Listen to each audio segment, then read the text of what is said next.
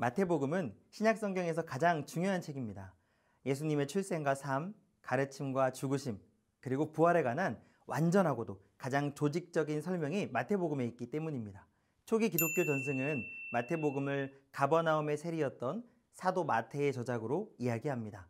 마태는 원래 로마 정부를 위한 세금 징수원이었으나 예수님의 부름을 받고 회심하여 12제자 중 한 사람이 된 인물입니다. 마태가 복음서의 저자일 가능성을 매우 강력하게 지지하고 있는 이유는 마태복음에서만 알페오의 아들 레위가 아닌 세리 마태로 언급되고 있고, 다른 복음서에서는 찾아볼 수 없는 돈 단위에 대한 다양한 용어들이 등장한다는 것, 그리고 마태가 세리라는 직업상 기록과 문서를 잘 다루었다는 것과 사도 집단에서의 일종의 서기를 맡았을 가능성이 있기 때문입니다. 그런데 복음서에서는 저자가 누구인지 정확하게 말하고 있지 않습니다. 마태복음의 두드러진 관심사는 주후 70년에 있었던 예루살렘 멸망과 성전 회파입니다. 그러나 복음서에서는 그 사건을 장차 일어날 사건으로 언급하고 있지요. 그래서 주석가들은 사용되어진 언어를 볼 때 단지 예수님의 예언만이 아니라 그 사건 자체를 저자가 알고 있었다고 생각하여 복음서의 저작 연대를 주후 70년 이후로 잡고 있습니다. 그리고 마태복음에서 바리새파 랍비들의 신흥 권력을 더 많이 언급하고 있는데, 이들의 권력이 부상한 것이 주후 70년 이후의 일인 사실에 비추어 여전히 불확실하지만 주후 70년 이후에 기록되었다고 추론하고 있습니다. 마태복음은 예수님의 족보를 시작으로 예수님이 유대의 왕 다윗의 자손으로 오신 메시아이심을 언급하고 있고, 유대적인 색채를 띤 자료가 상당히 많다는 점과 50회 이상 구약 성경과의 명백한 관계를 언급하고 있는 것을 고려할 때 주로 믿음이 분명한 유대인이나 예수님을 이제 막 메시아로 고백하려고 하는 유대인 출신의 그리스도인이 대상이었을 것으로 보입니다. 마태복음은 예수님을 통해 율법의 예언의 성취가 완전히 이루어짐을 말씀하면서 예수님이 구약에서 약속한 유일한 메시아일 뿐 아니라 왕으로 그의 나라 곧 천국을 이 땅 위에 세우시기 위해 오신 분이라는 것을 선포하고 있습니다. 마태복음은 크게 서론, 본론, 결론의 세 부분으로 나눌 수 있습니다.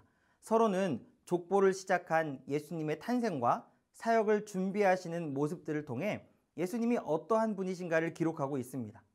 본론은 5편의 설교를 중심으로 5부분으로 나눌 수 있는데 마치 구약의 모세오경을 연상하게 합니다.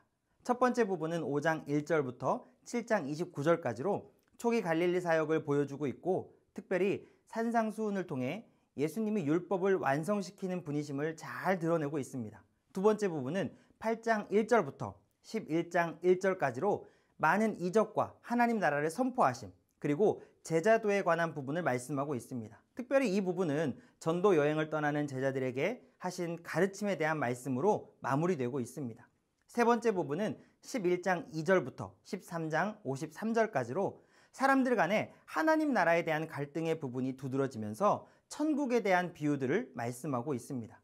네 번째 부분은 13장 54절부터 19장 2절까지로 진정한 메시아의 의미를 가르치시기 시작하셨습니다. 그리고 공동체와 용서에 대한 설교로 마무리되어집니다.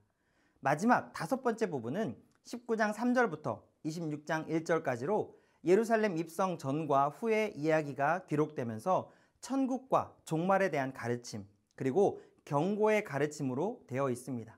이렇게 5편을 중심으로 본문이 끝나게 되면 결론으로 예수님의 순환과 십자가 고난, 그리고 부활하심과 지상 명령이 기록되면서 복음서가 마무리되고 있습니다. 결국 마태복음을 통해서 예수님을 모세의 권위를 뛰어넘는 분으로 묘사하면서 예수님께서 구약에 실패했던 이스라엘의 모든 모습들을 회복시키시고 성취하셨음을 드러내고 있습니다. 그러므로 마태복음을 읽으시는 모든 분들이 구약의 율법들을 완전하게 하러 오신 참 메시아이자 참 구원자를 만나게 되는 기쁨으로 충만해지시기를 주의 이름으로 소원합니다.